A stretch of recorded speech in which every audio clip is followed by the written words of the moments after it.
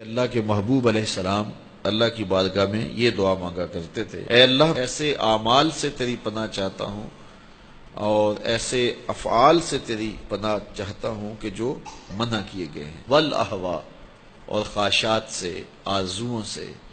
جن آرزوؤں کی طلب منع کی گئی ہے، جو آرزوئیں دھکیل دیتی ہیں گناہوں میں، تو ایسی آرزوؤں سے محفوظ کیا جائے، ایسے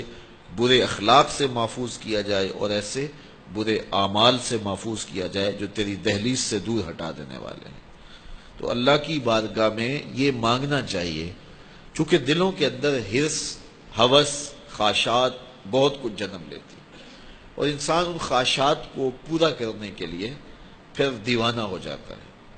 اور وہی دیوانگی اس کو حلال اور حرام کی تمیز ختم کر دیتی ہے۔ جب کسی چیز کو حاصل کرنے کا جنون پیدا ہوتا ہے تو پھر جنون اندھا ہوتا ہے، پھر وہ سوچتا ہے کہ یہ چیز میں نے ہر صورت حاصل کرنی ہے، تو اس کو حاصل کرنے کے لیے پھر وہ قدروں کو پامال کر دیتا ہے، حقوق کو پامال کر دیتا ہے، شرم و حیا اتار دیتا ہے، حتیٰ کہ وہ اللہ کے بتائے ہوئے اصول اور ضوابط اور طریقے ان کو بھی پامال کر دیتا ہے۔ کسی کا خون نچوڑنا پڑے، کسی کا حق غصب کرنا پڑے، کسی کا مال لوٹنا پڑے، وہ اپنے ہدف تک ہر صورت پہنچنا چاہتا ہے کہ یہ میرا ہدف ہے، میرے پاس اتنی جائیداد ہونی چاہیے، مجھے یہ حاصل کرنا ہے اور ہر صورت حاصل کرنا ہے۔ تو اگر یہ حرص ہی مٹ جائے، یہ ہوس ہی کم ہو جائے، تو پھر انسان کی زندگی سوکھی ہو جائے گی، وہ جہاں ہوگا وہاں مطمئن ہوگا۔ تو اللہ کی بارگاہ میں یہ دعا مانگنی چاہیے کہ مالک میری آرزوئیں کم ہو جائیں اور میری ایسی آرزو میرے سینے میں پنپنے نہ پائے جس آرزو سے تو نے منع کیا ہوا ہے۔ آرزویں بڑھتی رہتی ہیں، ایک آرزو پوری ہوتی ہے تو اس کے ساتھ دوسری آرزو کھڑی ہوتی ہے، وہ پوری ہوتی ہے تو تیسری آرزو کھڑی ہوتی ہے،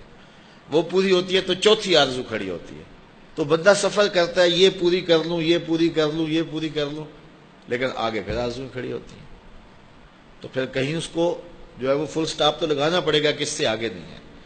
تو جب وہ فل سٹاپ لگا لے گا تو پھر اس کی زندگی سوکھی ہوگی، لیکن جب آرزویں اسے کہیں ٹھہرنے نہیں دیتی تو قبر کے کنارے تک بھی اس کی آرزویں تکمیل پذیر نہیں ہوتی۔ وہ غالب نے کہا تھا، ہزاروں خواہشیں ایسی کہ ہر خواہش پہ دم نکلے، بہت نکلے میرے ارمان لیکن پھر بھی کم نکلے۔ تو جتنے بھی دنیا کے اوپر لوگ اپنی زندگی کے مقصد کو فراموش کر دیتے ہیں، وہ آرزوؤں کا شکار ہو جاتے ہیں، اہوا کا شکار ہو جاتے ہیں، خواہشات کے اسیر اور قیدی ہو جاتے ہیں۔ لیکن خواہشات بڑھتی چلی جاتی ہیں اور انسان کی کبھی بھی تکمیل نہیں ہوتی۔ حضور نے فرمایا، ابن آدم کو اگر ایک وادی سونے کی دے دی جائے تو وہ دوسری وادی کی آرزو کرے۔ آج تک کسی کو اتنا سونا ملا تو نہیں ہے، لیکن فرض کرو کسی کے پاس اتنا سونا بھی ہو تو اسے تو پھر خوش ہو جانا چاہیے، تو وہ کہے گا کہ نہیں مالک، اگر 2 ہو جائے تو کتنا اچھا ہو، اور 2 ہو جائیں تو وہ کہے گا 4 ہو جائے تو کتنا اچھا ہو۔ تو یہ دیکھیے، یہ دنیا کے اوپر یہ کہاں سے کہاں لوگ چلے جاتے ہیں لیکن مطمئن نہیں ہوتے۔ تو کسی جگہ پہ ان کو فل سٹاپ لگانا پڑے گا، تو اگر نہیں لگائیں گے تو وہ خواہشات ان کو آگے لے جاتی جائیں گی۔ تو اللہ کے محبوب علیہ الصلوۃ والسلام اللہ کی بارگاہ میں یہ دعا مانگتے اور ہمیں تعلیم دی یہ دعا کہ اے اللہ، میں تیری بارگاہ میں خواہشات اور برے اعمال اور برے اخلاق، جن چیزوں سے تو نے منع کیا، ان سے رکنے کی دعا کرتا ہوں۔ دنیا کے معاملے کے اندر آپ یہ آرزو رکھیں کہ بس ٹھیک ہے، اتنے کافی ہے، شکر ہے میرے لیے اتنے کافی ہے، لیکن جب دین کا معاملہ ہو، ہاں اس وقت آپ کا لالچ ہو کہ اللہ تعالیٰ مجھے یہ نیکی بھی دے دے، یہ خیر بھی دے دے، یہ خیر بھی دے دے، 5 نمازیں پڑھتا ہوں، اللہ مجھے تہجد بھی دے دے۔ پھر کہا مالک تو مجھے 7 روزے رکھنے کی توفیق بھی دے دے، صدقے کی توفیق بھی دے دے، تو پھر آرزو بڑھتی رہے صدقے کی، خیرات کی، نیک اعمال کی۔ لیکن یہاں ہم جب اعمال خیر کی بات آتی ہے تو اس وقت ہمارا رویہ یہ ہوتا ہے کہ اگر فلاں بخشا گیا تو ہم بھی بخشے جائیں گے، فلاں تو نماز بھی نہیں پڑھتا، میں تو پھر 5 پڑھتا ہوں۔ اور جب دنیا کا معاملہ آتا ہے تو پھر ہم اپنے جو ہے وہ آگے دیکھتے ہیں کہ فلاں کہاں پہنچ گئے، ہم کتنے پیچھے رہ گئے۔